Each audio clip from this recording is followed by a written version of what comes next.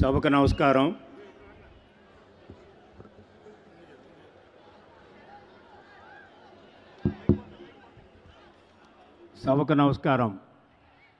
ఈరోజు మన మీద ఎంతో ఆప్యాయతతోటి అభిమానంతో రా కదిలిరా కార్యక్రమానికి ముఖ్య అతిథిగా విచ్చేసినటువంటి జాతీయ అధ్యక్షులు ప్రియతమ నాయకులు మన అందరికీ కూడా ఆదర్శ నాయకులు తుని నియోజకవర్గానికి మొదటి నుంచి కూడా ఎంతో అభిమానిస్తున్నటువంటి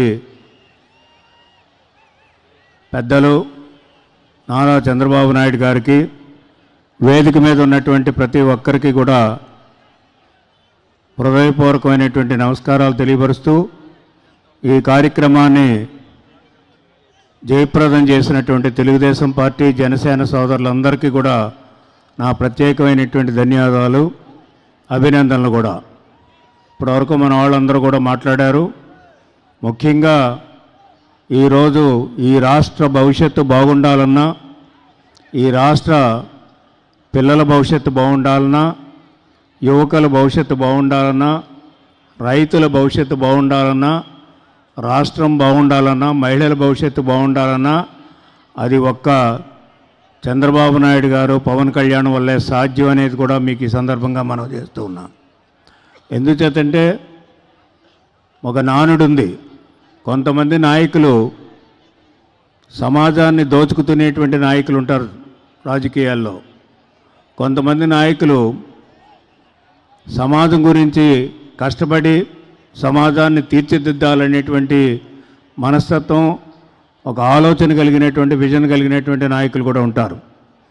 రెండో కేటగిరీలో మన ప్రియతమ నాయకులు నారా చంద్రబాబు నాయుడు గారు అనేటువంటిది కూడా మీకు ఈ సందర్భంగా మనవి చేస్తున్నాం. రాష్ట్రం బాగుపడినటువంటి పరిస్థితుల్లో నాశనం చేసినటువంటి వ్యక్తి ఎవరంటే జగన్మోహన్ రెడ్డి. ఇందాక మన వాళ్ళు చెప్పారు, జగన్మోహన్ రెడ్డి చాలా పేదవాడని. పేదవాడు కాదు, డబ్బున్న పేదవాడు జగన్మోహన్ రెడ్డి. మొత్తం రాష్ట్రాన్ని అధికారంలోకి రానుముందు దోచుకుని, ఇప్పుడు కూడా దోచుకుని, ఆయనే కాదు ఆయనకు సంబంధించినటువంటి ఎమ్మెల్యేలు కానీ, ఎంపీలు కానీ, నాయకులు కానీ ఈనాడు రాష్ట్రాన్ని దోచుకోవడం ద్వారా పేదరికాన్ని పెంచినటువంటి పార్టీ ఏదైనా ఉంటే జగన్మోహన్ రెడ్డి పార్టీ అనేది కూడా మీకు ఈ సందర్భంగా మనవి చేస్తున్నాం. ఎవరూ సుఖంగా లేరు ఈ ప్రభుత్వంలో. ఈ 4.5 సంవత్సరాల్లో చూస్తే ఎవరూ సుఖంగా లేరు. ఈ రోజున ఇంకా 3 నెలల్లో ఎలక్షన్స్ ఉన్నాయి. ఆ 3 నెలల్లో ఎలక్షన్స్ ఉంటే ఇప్పుడు మళ్ళీ కొత్త వాగ్దానాలు చేసి మళ్ళీ ప్రజలను మోసం చేసి మళ్ళీ అధికారాన్ని సంపాదించాలనేటువంటి ప్రయత్నం చేస్తున్నారు. అది చెల్లదు.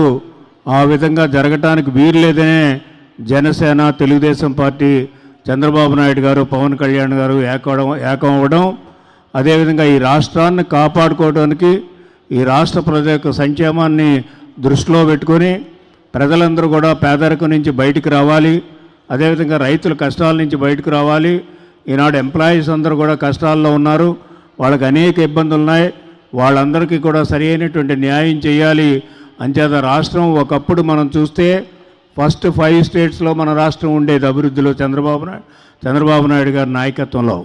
ఈరోజు చూస్తే బాటం నుంచి 5 రాష్ట్రాల్లో మన రాష్ట్రం ఉంది. అంటే ఎంత అధోగతి పాలైందో దానికి ప్రధానమైనటువంటి ముద్దాయి జగన్మోహన్ రెడ్డి. అటువంటి జగన్మోహన్ రెడ్డిని బంగాళాఖాతంలో కలపవలసినటువంటి అవసరం ఉందనేటువంటి ఉద్దేశంతో ఈ రా కదిలిరా పిలుపు మన నాయకులు ఇచ్చారు, అదేవిధంగా పవన్ కళ్యాణ్ గారు ఇచ్చారు. ఎంతోమంది గ్రామాల నుంచి మీరు అందరూ వచ్చారు, చాలా ఓపికగా ఉన్నారు. మనకు టైం కూడా అవుతుంది కాబట్టి చంద్రబాబు నాయుడు గారు మన ప్రియతమ నాయకుల్ని మాట్లాడవలసిందిగా కోరుతూ నేను సెలవు తీసుకుంటూ ఉన్నాను.